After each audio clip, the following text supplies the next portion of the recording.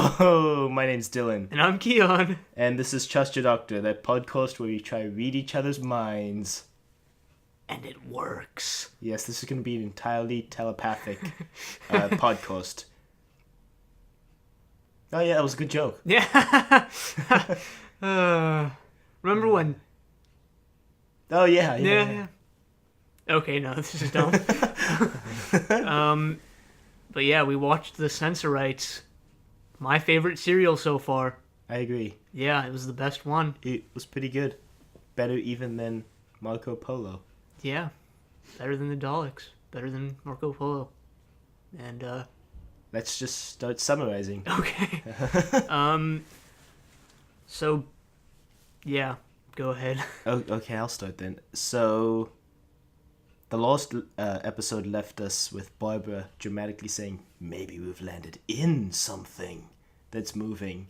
And it turns out to be a spaceship. Yep. Apparently the TARDIS cannot discern if it has landed in a spaceship or not. What if they just materialize, like, in a wall or something and they all just die? It's a pretty fatal flaw. No. But it's bigger on the inside. Would the wall... Okay. Would the wall get bigger on the inside of the TARDIS? would it grow to...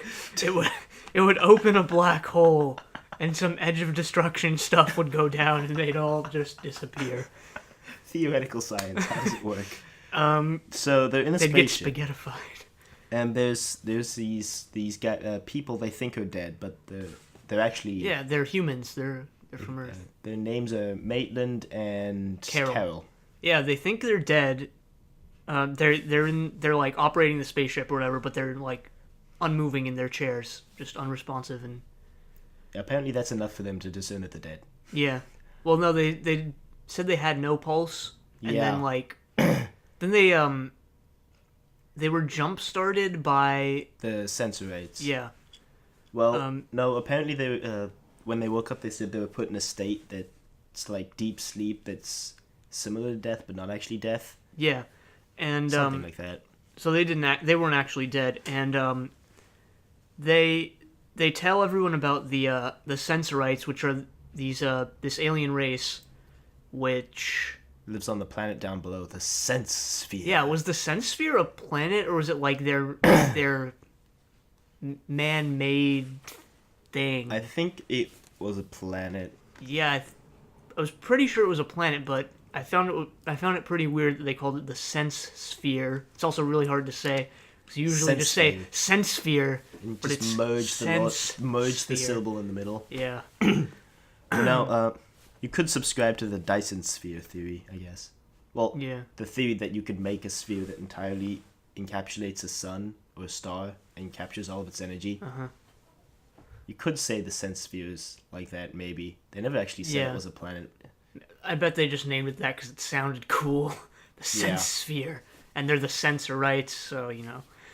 But anyway, the Sensorites have basically...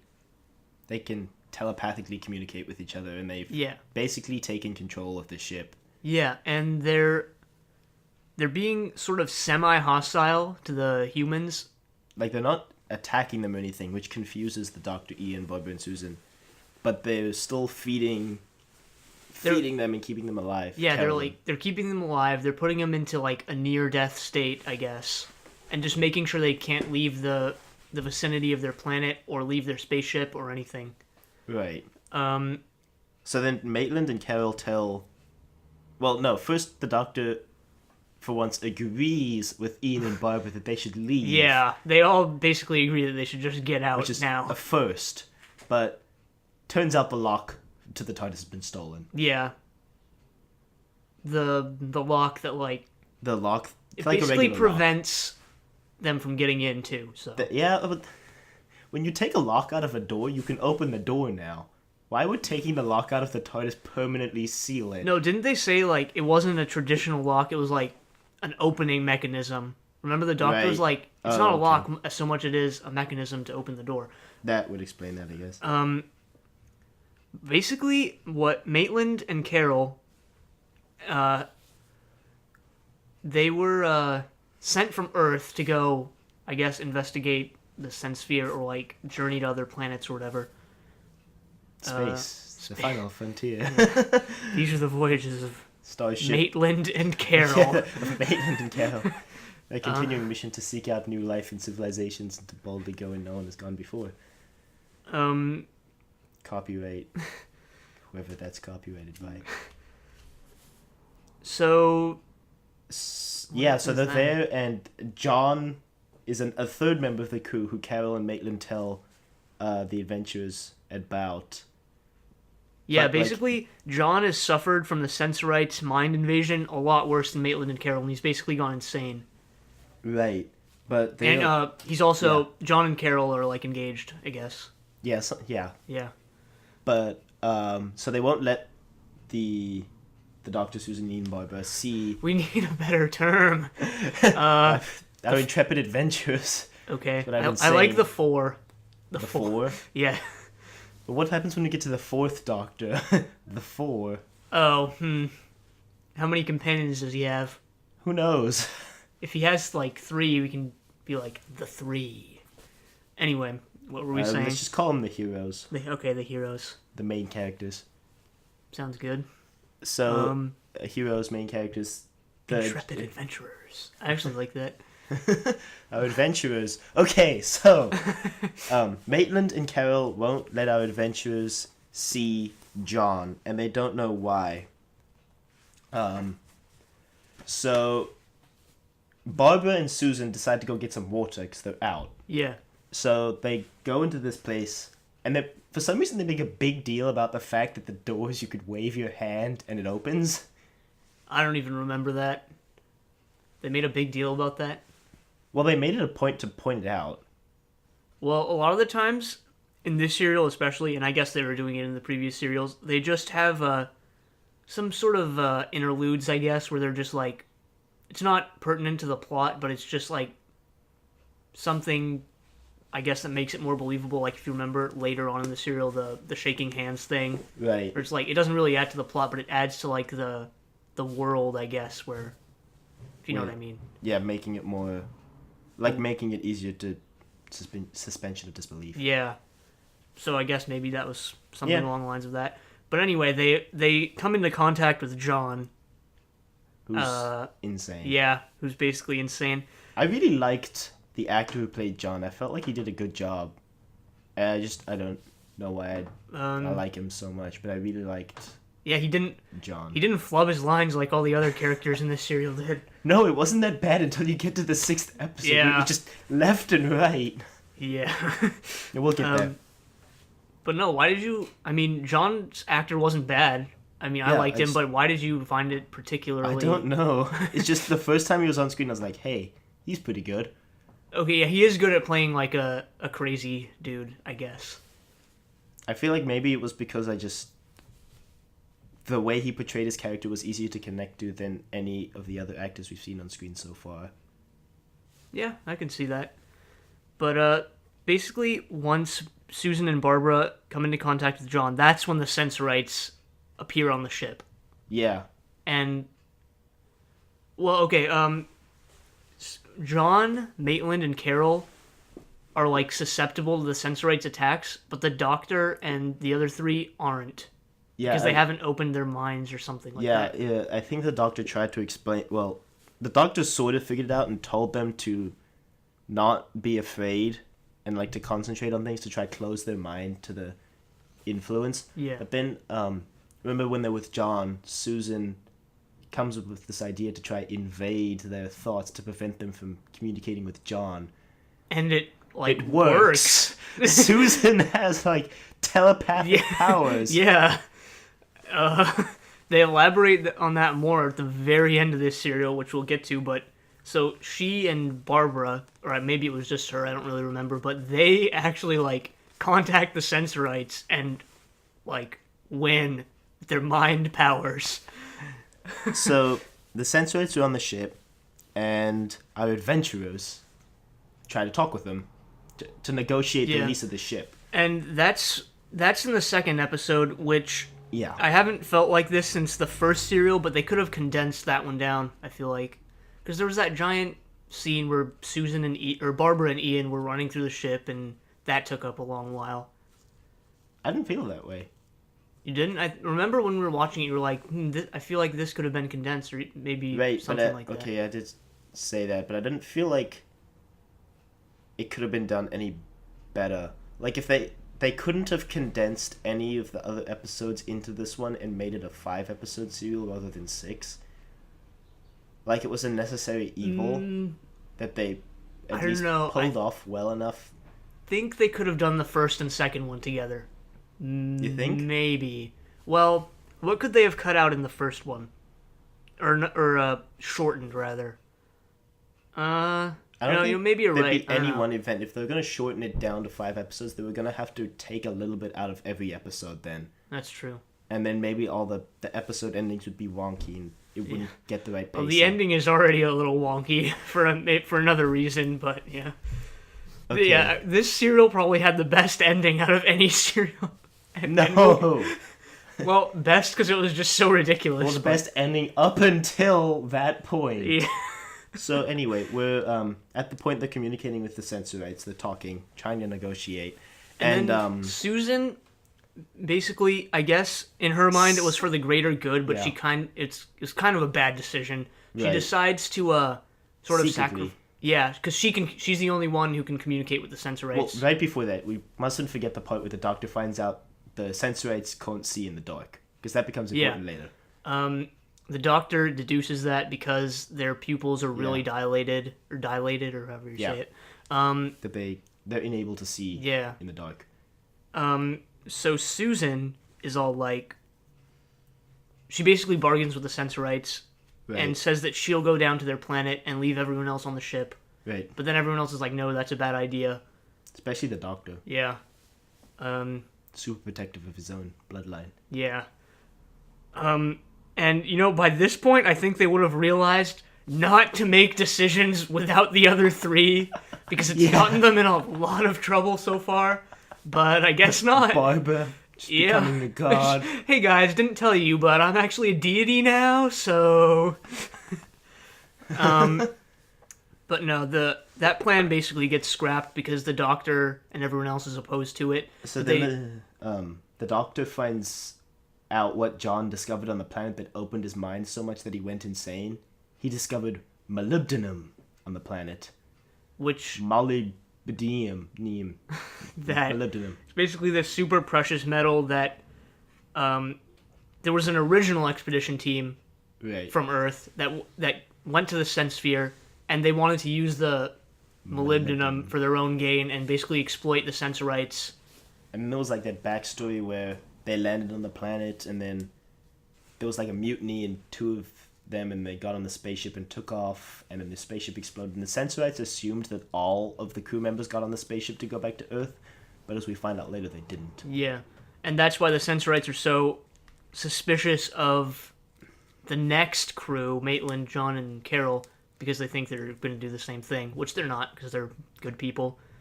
But the Sensorites are also really peaceful, so they don't want to just kill them. That's why they were keeping them alive on the ship. So the first Elder, after hearing that the Doctor has discovered the weakness of darkness, decides... The weakness of darkness. That should have been the name of the serial. Decides to call the Doctor and his troop down to the Sense Sphere. The Sense Sphere to talk with the first Elder.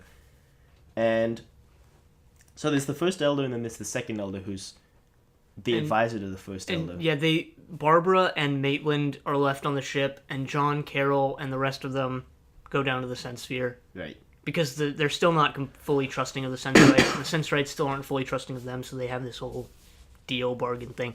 But anyway. Yeah, so where was I? Where were we?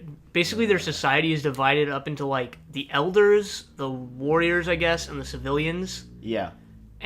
But it's not like the one Sensorite said there's no shame in being in any one of the castes. Yeah. It's just what you're best suited for. Yeah. Which is a good society. Yeah. I'd like that society. Yeah. Except the weird sashes, that was really confusing. So we meet the first Elder, and he explains that, like, the Elders... Well, the first Elder is, like, the high ruler of all the Elders. or the guy Yeah. who makes the most informed decisions. Yeah. And the second elder is like his advisor. And then so the first elder wears 2 sashes, but the second elder wears 1. Just really confusing. Yeah. 'Cause it's, like backwards. Yeah. Because whenever you like think about it, it's like, so the first, wait, the guy wearing 2 sashes is the first elder, and the guy wearing 1 sash is the second elder, so that was a Yeah. little bit confusing. Or made you stop and think for a while. Yeah. But before they go down to the sense sphere, there was that one scene where it was the first and second elder and then the city administrator talking. Right. And basically everyone agrees that they should trust the humans, except the city administrator was like, no, we can't trust the humans. Remember what they did to us before? Yeah. Well, the second administrator agreed, but he was like tentative. He's like, just be careful. Yeah, the second elder. Then, like, when they leave, the city administrator just decides to tell the audience his plan to Yeah. disintegrate the adventurers minus Barbara. And one of the other Sensorites in the room is like, I'm in on it, man. I'm helping you. I think he was the weapons guy who was involved later. I don't. Was it the They all weapons look guy? the Yeah. same, which is a key plot point. Yeah, all the Sensorites look very similar. They didn't all look exactly the same. They all had slight Yeah, differences. Yeah. So the adventurers minus Barbara are on the planet. That's harder to say than just Ian, Dr. Susan. They're on the planet Doctor discussing and with the friend. first elder, talking about society, and they brought some water, and No, remember they were going to be disintegrated first. oh yeah, they were gonna be disintegrated, but the second elder walks into the disintegrated room and stops them. Yeah, that wasn't that major, actually, surprisingly. Yeah. Because when you say, oh, they were going to be disintegrated, you'd think that would be like a major thing, but Well, it was no, the ending of the actually. second episode was like, Yeah. he's about to disintegrate them. The third episode starts, and the second elder just walks in and is like, JK. stop. So then they're basically talking with the first elder about how they've the Sensorites have been contracting this disease, which has basically been killing them off. Yeah, so they brought some water, and then the first elder is upset because it's not the pure crystal water that all the elders drink. Yeah. But Ian is super thirsty, so he drinks some of the purified, not crystal water. And then the crystal water gets brought out, and then... Yeah. And then the first elder is like, hey, the doctor knows a lot. We'll let you go if you help us cure this disease that's been plaguing us. So he's like, okay. So the doctor agrees to do that because he's pro. Then Ian just starts... Dying. Yeah.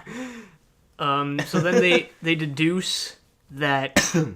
Oh well, okay. Actually, before this, Right. John was taken to the like recovery laboratory. Right. So yeah, The they're Sensorites gonna. agreed to fix him. Yeah. They're like, oops, sorry about that. Sorry, we kind of ruined his life. We'll get on that, but Yeah. But they figure out that the reason Ian is dying is because he drank the water. So they figure out that their water Dr. supply's been Sherlock poisoned. Holmes. Yeah. So now the stakes are raised for the doctor. He really Yeah. has to find that cure. Yeah, and he does because he's awesome.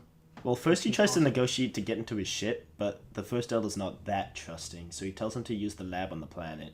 Yeah. And then they all run tests on the water and find the water's poisoned. So basically an undetermined amount of time passes, and there was that montage, if you remember. That was interesting. Yeah. Which, like, Ian in bed, in pain. Okay, after watching the A-Team, every time I see a montage, I just imagine the A-Team theme song. Do do do do do do do. I hope that's not copyrighted. It doesn't matter. I don't think your voice do do do do. I don't think that's copyrighted. But the doctor eventually finds a cure, and Well, okay, so the city administrator thinks that the sickness isn't that Ian's not actually dying, yeah, that he's just faking it. and that the doctor's just gonna fake it, and Ian's gonna get better so they can leave. Yeah. So the city administrator kidnaps the second elder. Does that happen before they capture they stop the antidote from getting to Ian, or after? To the thing we wrote down. To the wiki page. Yeah, we didn't go into that much detail. It kind of all happens at the same time, Yeah. generally. So, Doesn't really matter what order it happens in. Uh, But they stop the antidote from getting to Ian because the city administrator thinks he's going to get better without it. yeah. But Susan goes and gets some more. And the doctor goes to investigate the aqueducts. Aqueducts. Aqueducts. Aqueductees. What happens from there? So the doctor is like... This is what I didn't get about the aqueducts. The Sensorites designed the aqueducts with their two weaknesses in... Well, not their one weakness in mind. One of their weaknesses in mind. Yeah, well, they have two. Their two weaknesses are darkness. At one of them, and you're like, "No, stop! Loud noises hurt our ears." Yeah, but the aqueducts were like completely dark, so I'm like, why did you make it like that? Why Sensorites? I think it was lit before, because remember at the end when the Doctor and Ian went in there, they saw something. They said, "Oh, that looks like a light device." It was, and I think all the lights just got broken by them. By the people who we're going to see in the summary in about 2 minutes. 2 minutes is a very optimistic estimate. So, yeah, it is. The Doctor basically goes into the aqueducts and gets owned by an unknown force who just almost kills him. Right. And, so Ian. And Susan and Ian, after... The Ian. After... Ian is my favorite character. But we'll get into that. So Susan basically delivers the antidote to Ian, and they're like, we have to go rescue the Doctor. So they do that. Yeah. And the Doctor's coat gets all torn up, so they leave it behind. Yeah. And they go back to the city, or the palace, or wherever they are. Right. And at that point... The first Elder gives him a cloak. Yeah, and by that time, the second Elder has already kidnapped... Or the city administrator has kidnapped the second Elder. And killed him. He kills him now. They kill him. They didn't really do it on purpose. Yeah, but I feel like they didn't really do it on purpose. It's just that the second Elder tries to escape, and there's this like push and shove thing, and the second Elder ends up falling and dying. Yeah. Because the second Elder breaks the disintegrator rod or whatever it is. Oh, we left off that scene where he chases off to. We left off the entire thing where the city administrator steals the second Elder's sash. Yes. And puts it on. That was important. Yeah. And the reason why he's able to get away with posing as the second Elder is because they all look the same. Right. But, yeah. Which ties into something later, which is kind of iffy about that point, if you remember. Yeah. But after that, the Doctor gets accused of killing the second Elder. Right after the second Elder meets the weapons master in the courtyard to get the disintegrator key back from the weapons master. Yeah. So the Doctor wants to talk to the second Elder about not getting the antidote to Ian. And so he chases after the second Elder, but the second Elder runs away. So he's like, oh, okay. So they go talk to the first Elder. Then he gets the cloak. Then they accuse him of killing the second Elder. The cloak makes him look really evil. Not gonna lie, he looks like an evil count or something. So they accuse the Doctor of killing the second Elder. And their story is... And one of the Sensorites is like, he took a weapon from out of his coat and used it to kill the second Elder. And the Doctor's like, I wasn't wearing a coat. No, Ian was like... Yeah, Ian he wasn't wearing a coat. And then the Doctor stands up, and then you see... It looks like a cloak. It looks like his coat when he's sitting down, but he stands up, and it unfurls really like his cloak, and he's like, well then it was a cloak then. And Ian's like, well, the first Elder just gave the Doctor this cloak when he walked in now. Oh. So the Sensorites just like, this is awkward. But at that point, the first Elder's like, there's a conspiracy among us. I need to immediately find someone I can trust and make him the first Elder. I know. The second Elder. It's really confusing. So he's like, I know, the city administrator's trustworthy, right? So then he actually does become the second Elder. Yeah, and the irony. And we were just like, wow. Even better that the Doctor, Ian, and Susan were like, dude, make him the second Elder. Yeah, they recommended it. And I was kind of thinking at that point, maybe he planned the entire thing, but then I was like, there's no way he could have planned this. It's just a coincidence. a happy coincidence for him. Yeah, he's not Tagana. He can't plan that far ahead. That reference is just gonna be here forever. It probably is. He was the first evil mastermind of the series. Okay. So with the second elder's death, what's the death count since 31, and he's the only one who dies in this serial? This is the, aside from Edge of Destruction, this is the serial where the least amount of people die. Right. Just the second elder. So where are we? So.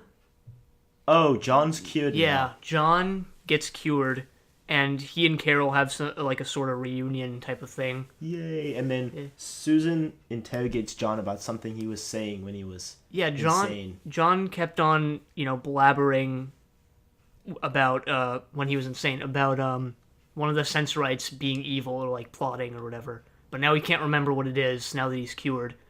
And the second elder, the new second elder, is like, so it's the second elder that died. Yes. Okay. Yeah. No, remember that when he goes up to John and he's like, is the evil Sensorite in this room? And John is like, no. Oh, yeah. Yeah. But then Susan remembers the city administrator wore the thing on his collar. Yeah, so the city administrator wears like a little collar thing denoting that that's his rank. Or and John's like, yeah, city administrator collar thing. Yeah, evil. That. So then they put together that the city administrator was the evil mastermind. But oh no, the doctors have already gone down to the aqueduct with Ian. Yes. They decide not to tell Susan. Probably another bad idea. It didn't really end up being that bad, but really by this point, they really should have learned to communicate with each other about their plans. Yeah, so the doctor and Ian are going to go into the aqueduct, and they want a map of the aqueduct. So the first elder arranges for them to get a map and weapons, but obviously they've been tampered with. The weapons don't work and the map's incorrect.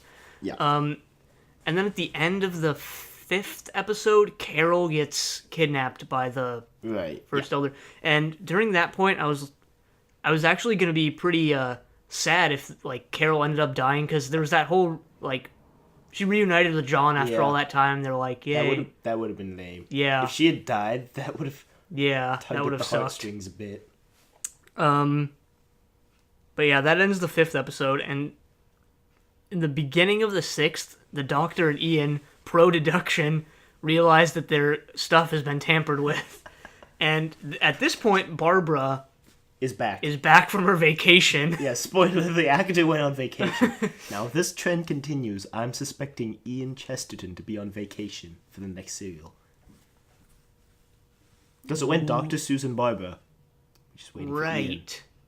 Yeah. We're just waiting for Ian. Right. And if Ian doesn't go on vacation next week, something's up.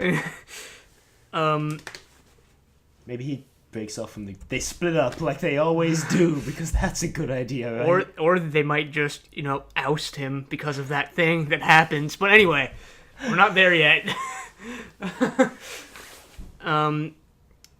So the Doctor and Ian have realized that they're in trouble because they're in the aqueducts and it's dark and they don't know where they're going and they're in danger. And Barbara goes down to the sense sphere. Maitland's never seen again. Maitland he's on the ship forever now. But Barbara comes down, and Barbara uses her pro-deduction skills. I guess everyone is just Sherlock Holmes. But, this one wasn't actually that pro. I mean, it was just, like, logical. Because she said, like, since I was coming down from the spaceship, I would have seen Carol going up. Yeah. That one just made sense. Have that letter from Carol saying that she went to the spaceship, but they figured out she didn't, which was... So the first elder's like, oh no, someone, kidnapped her. And the first elder's actually pretty, he's in low spirits because he realizes that if the humans aren't evil, then one of the Sensorites must be plotting against all the other ones, so he's pretty downhearted by that. He also knows where the Doctor and Ian have gone, and he's not telling Susan and Barbara, but then he decides to tell them. Because Ian and the Doctor told him not to tell anyone. Right. Kind of a bad move, but he does end up telling them. So I guess it all works out okay in the end. Through luck. You would assume, I guess. But they basically John, Susan, and Barbara basically storm the First Elder's keep, or the disintegrator room, which is his base of operations or whatever. And they get Carol back. Yeah, and that's the part, you mentioned this when we were watching it. Right. When the whole Sensorites all look the same thing kind of falls apart. Yeah, who was the Sensorite who goes with them? Was that the weapons administrator? I feel like, yeah. Maybe. But this guy who went with them... So, the guy who accused the doctor of killing the second elder got arrested. Because they just assumed he killed the second elder since the story was false. And he, escaped or something. And he was the one holding Carol hostage. So when the Sensorite following the adventurers in to get Carol back sees that guy, he says, "Oh, I've already arrested you once. You're not going to escape this time." Which means they can at least recognize each other without markings. Yeah, because that was the first time that they realized the first elder wasn't actually the...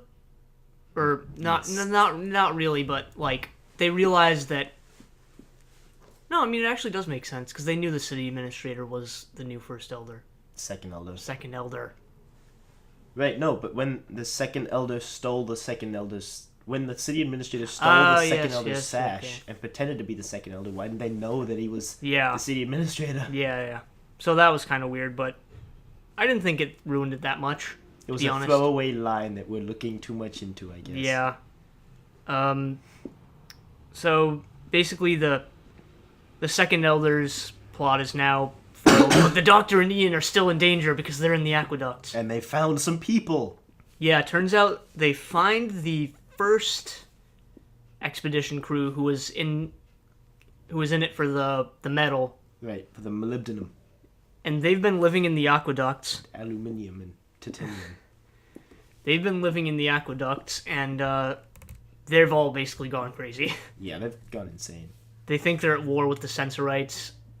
Right. And they're pretty suspicious of Ian and the Doctor, who decide to tell them that all the Sensorites are dead and that it's safe to come up. Yeah. And the original crew was like, "Is there anyone else with you?" And they're like, "No." But at the same time, Susan is using her newfound mind powers to direct Barbara and John into the aqueducts. Yeah, through the aqueducts to find the Doctor and Ian. Yeah. And they show up. Well, so the Doctor and Ian are pretending to be from a spaceship to tell the people their war with the Sensorites is over. And then Barbara and John show up. And they're like, we're the welcoming committee. Yeah, this is Barbara's navigator. She's gonna show us back. And then Barbara's like, "What's going on?" And Ian's like, "Play cool. Play cool." So they go up to the surface, and the Sensorites basically arrest the original expedition team. And then they tell the adventurers they've gone insane. Yeah. That the ship people have gone insane. Yeah. And then they capture the new second elder who was the city administrator, and they banish him. And everything works out well. They cure the disease-ridden water, and everyone goes home. And then they get into the TARDIS. Oh, well, okay. First, Susan looks sad, and the Doctor's like, "Why are you looking sad, Susan?" And she's like, "Oh, I won't be able to use my mind powers outside the Sensphere." Yeah. And the Doctor's like, "Well, maybe when we go home, you can refine your powers and use them." And I'm just like, what? Use them for good, not evil. And then Susan brings up this whole thing about how she likes adventuring, but she kind of just wants a home too. I think that's a lead into them writing her out soon. Yeah, I mean, when they do write her out, that's probably how they're going to do it. Yeah. So, foreshadowing, I guess. And then... Keep listening to find out what happens to Susan. And then, the most interesting thing... The scene doesn't make sense at all! They're about Doctor just completely breaks character. They're about to leave, and Ian is... They're watching the other ship leave. Yeah, they're watching... Maitland, John, Carol, and They're watching them leave, and... The insane guys. Ian is like...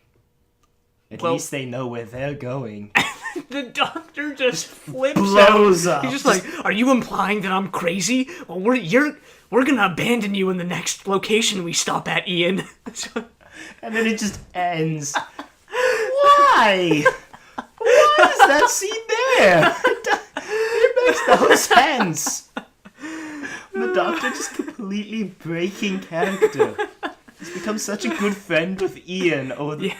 I mean, this serial specifically, going in the Aqueduct together, and then just... He's just like, you know what, Ian? Screw you. We're just gonna leave you. Why? And I don't understand. It was so hilarious, though.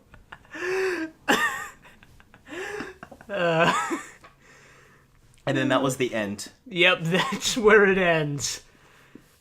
And you're just left saying, what? What? What? Doctor, what are you doing? What? To quote the 10th Doctor, what? And yeah. We should talk about the flubbing of the lines. Oh, yes, we should. So, basically, everyone starts flubbing their lines. Specifically in the 5th and 6th episode. Yeah, and Susan does it more... basically... The Doctor did it, like, twice that I can remember. Yeah, basically, up until now, William Hartnell's been the biggest offender. He's getting better, though. Carol Ann Ford, I think, is her name. Susan. She hasn't been that bad. We're starting to memorize the actors' names. And, I don't know, Ian and Barbara. William Russell. Ian. And Barbara is... useless. Yeah, Barbara actually doesn't... She goes back to not doing... She doesn't go back to not doing anything, but she goes back to not doing much in this serial. Barbara Wright, played by Jacqueline Hill. Jacqueline Hill. Jacqueline Hill. So yeah, it's really... So yeah, William Hartnell's been the biggest offender. Right. Carol Ann Ford got a lot worse in this serial. William Russell... She's still alive, so we're sorry about that. Sorry, Carol. William Russell has never been bad. Ian's never really been that bad. Maybe he's done it a couple times. Nothing big, I can't remember anything that stands out. No, and... Barbara didn't flub. No, Barbara's been pretty good. One of the Sensorites are pretty bad. I feel like... funny. So a few weeks ago or last week, we read that due to time and budget constraints, if the actors flubbed their lines, they just had to continue with the scene, right? Right, because they didn't have the budget to reshoot the scene. Yeah, so maybe now that all the actors kind of have realized this, they're like, oh, I'll just memorize the script a little less, take a load off of my workload. That would be kind of a dick move by all of the actors. It would, but they wouldn't have to reshoot the scenes, which they didn't, so... Maybe that's what happened. They could Maybe threaten them with a pay cut. That's true. Or threaten to write them out of the show. Which might happen to Ian next time. I don't think Ian leaves in the Reign of Terror. It would actually suck if they had written him out like that. That would be the worst possible way to... Terrible way to go. The first episode of the next serial, they show up in a new location, there's like, bye Ian, and they just travel to a new location. And Ian's just like, what? The worst way to get rid of a companion. Have him go out on terrible terms with the Doctor. But yeah, the flubbing of lines in this serial was pretty bad. Especially when a character would get halfway through their line and then restart their line. The only one I can remember right now is the Doctor saying, oh yes, we'll go. Head for the surface. The Sensorites did a few things like that too. I can't really remember what. But, what were we talking about before this? It was something. My favorite First Doctor quote came out of this serial. What? I don't make threats, but I do keep promises. Yeah. And I promise you a whole heck of a lot more trouble than you bargained for. Yeah. That's when the Sensorites are like... taking Susan. Yeah. And I hadn't really mentioned this before. I guess I hadn't really realized it before either, but Ian's my favorite character. Mainly because he's done the most. It's my favorite companion. Favorite companion? Like, including the new series. Is he your favorite character of the original series so far? He's tied with the First Doctor. Tied with the First Doctor? I don't know. Well, Tagano was pretty pro. You gotta admit. But out of the Doctor and the companions, Ian is definitely my favorite. mainly just because he's done the most, and he's Yeah, that's why I like him over all the companions in the new series. He actually does stuff. in the new series. Is it mainly just the Doctor? The Doctor and then the companions serve as People for the Doctor to talk shields,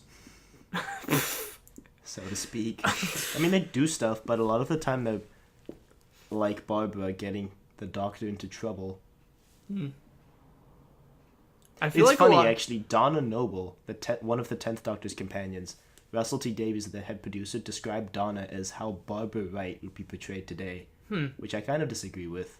Why do you disagree with it? She Without wasn't spoilers? as useless as Barbara. Oh. Barbara's getting better. Yeah. I feel like she would have done more in this serial if it weren't for Vacation. Jacqueline Hill's Vacation. That one's gonna take a while to memorize. Yeah, it is.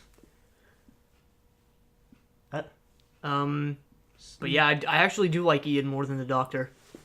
Mainly because the Doctor's pretty stubborn and can sometimes ruin great stuff. character. Yeah. Just kick Ian off the TARDIS. Special effects. There was that whole lighting Oh, right. set design thing, if you want to read that off the wiki. Yeah. I have to scroll and find it. But the set designer, whose name I will know in a second, Raymond Cusick, apparently used all curves and eliminated right and straight angles in the design for the Sensorite city, feeling it would give a more alien look. That's interesting. He drew inspiration from Spanish artist Antoni Gaudi. Rarely used right angles in his work.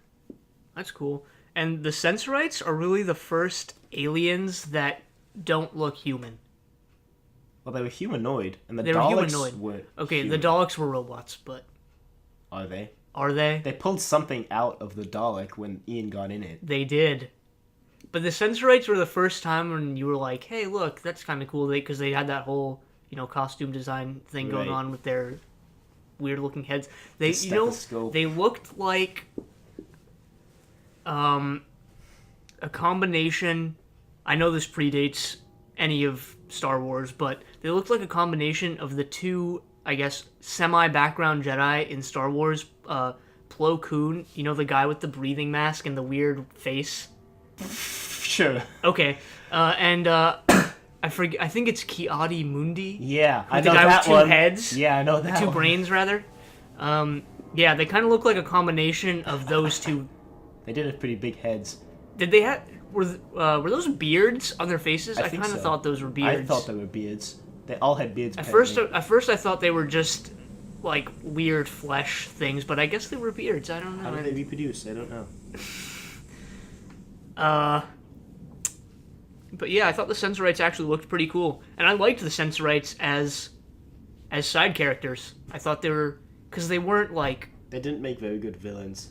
well. They were good see, side characters, but terrible villains. Well, because they have so many weaknesses, but Right. But see, the Daleks. And they're too trusting of each other is another fault Yeah. of the Sensorites. The Daleks were kind of just like they were all out for the same purpose, and they were all out to get the Thals and like conquer the planet. Right. The Sensorites were more, I think, believable because it was like they were basically like humans. There was the few evil people, the few people siding with the humans, and it just made it seem more like human society and more believable, in my opinion. Right. I mean, I guess if you're looking at it at the perspective from like all-encompassing evil villains, the Daleks were definitely better. But I like the Sensorites because they were just cool characters, and the city administrator was a pretty. Well, I actually wouldn't say pretty good villain, but villain enough, I suppose. Even though he ended up failing at most of the stuff he tried to do. The Doctor and his adventurers didn't even know like half of the extent of the city administrator's plans. Like they didn't know that he tried to disintegrate them when they sat down. That's true, yeah. It was in the thing I liked about the serial was that when the Doctor went into the aqueduct, it was supposed to be implied that it was like the city administrator poisoning his own people. But then you find out that it wasn't. Yeah. I liked that plot twist that wasn't really a twist. It was just more you thinking ahead, saying, "Hey, this might be what Yeah. happened." I kind of thought that too, but then he was like, "Nightshade," Deadly nightshade. which apparently is a real thing. I've never heard of it. It is. It's a plant. I'd never heard of it until now. But yeah, it just kill you, or I guess. Are you Googling it? Are you Wikipediaing it? Yes. I can't see the screen. It has a really complicated scientific name. Read it. You don't have to. Solanaceae. Latin. Solanaceae. I speak it. Just kidding. I don't. We don't speak Latin. The family. Medicinal plants, spices, weeds, and ornamentals. Some are highly toxic. Guess it grows on other planets too. It has a worldwide distribution, being present on all continents except Antarctica. And apparently other planets. President Nightshade. Sounds like a comic book character. President Nightshade.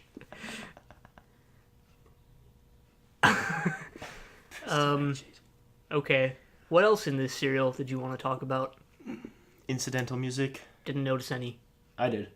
The drum thing, that was the only one I noticed. The drum thing again. I don't Always even with the drums. Yeah, there's always like one kind of cool, in my opinion, drum solo thing. I just imagine a guy, Dylan's mimicking it right now, but I just imagine a guy like off to the side playing bongos.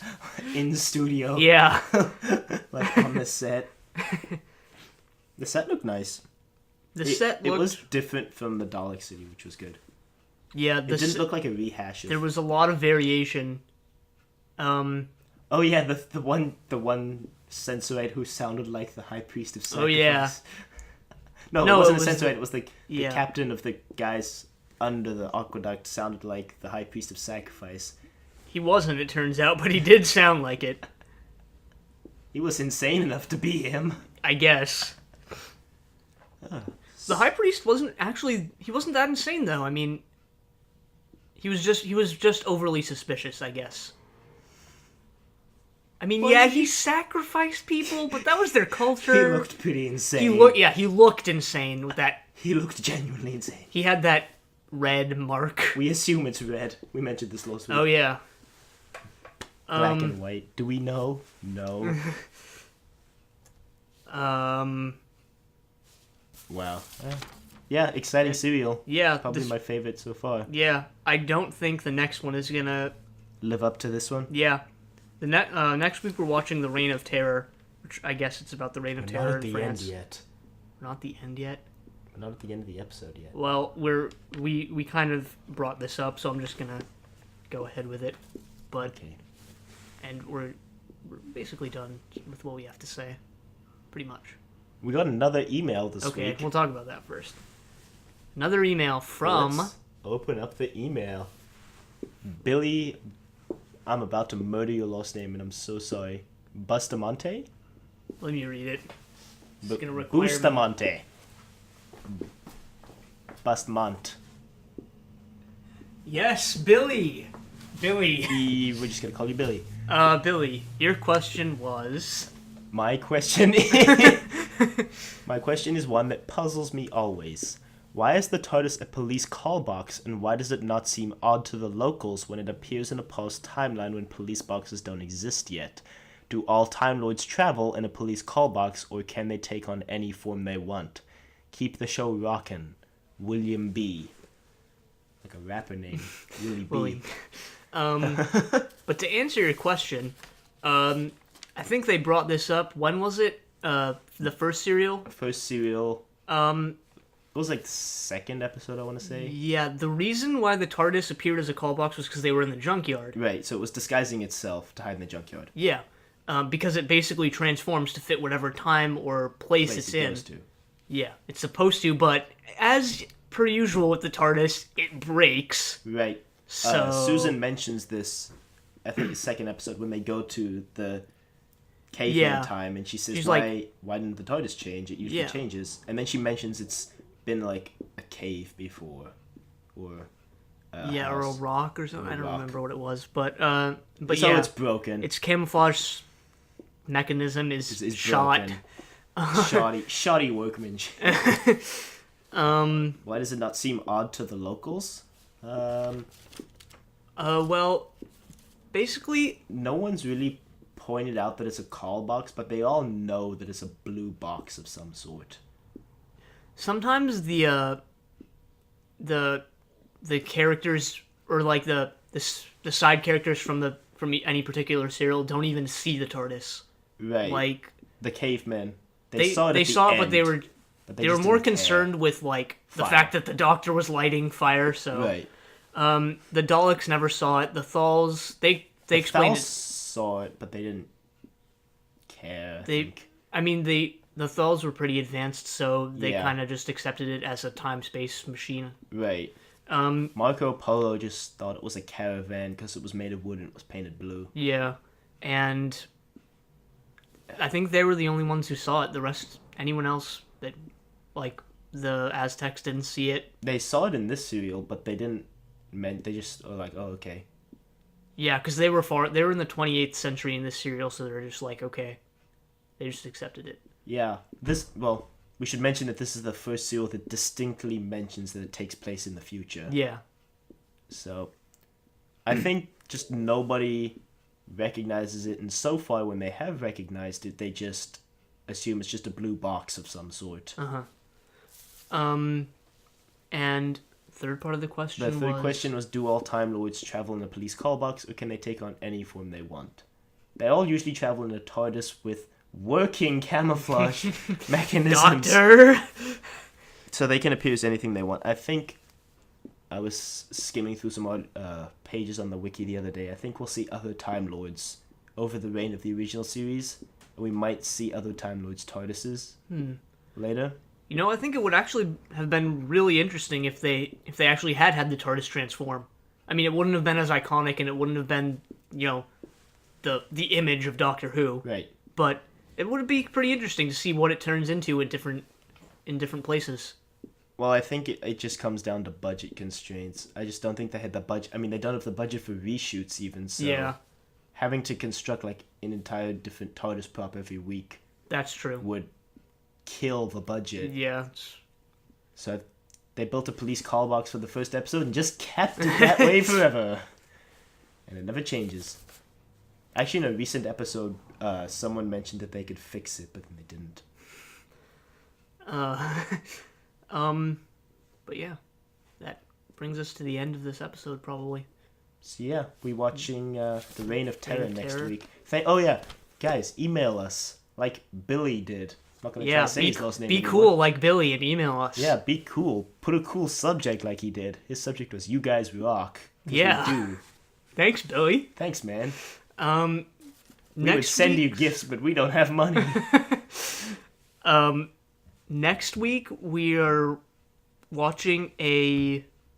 Well, next week's serial first, is our interesting. email is the doctor at Oh, right. decorativevegetable.com. Right, So that's forgot to where you mention should that email again. us. Yes. The Doctor Do Decorative that. Vegetable.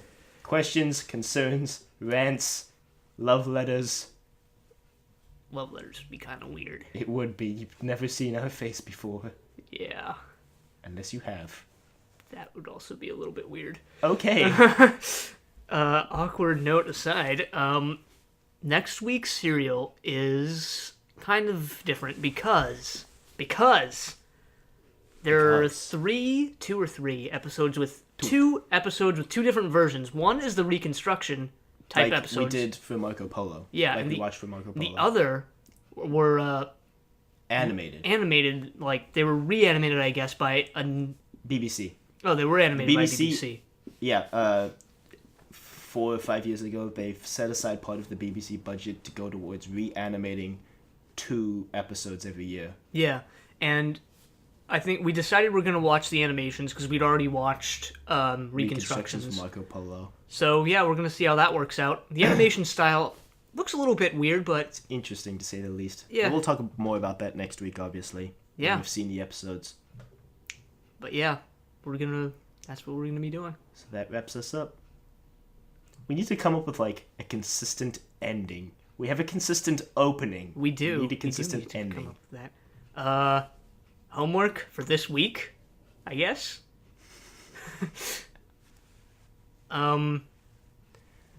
The end.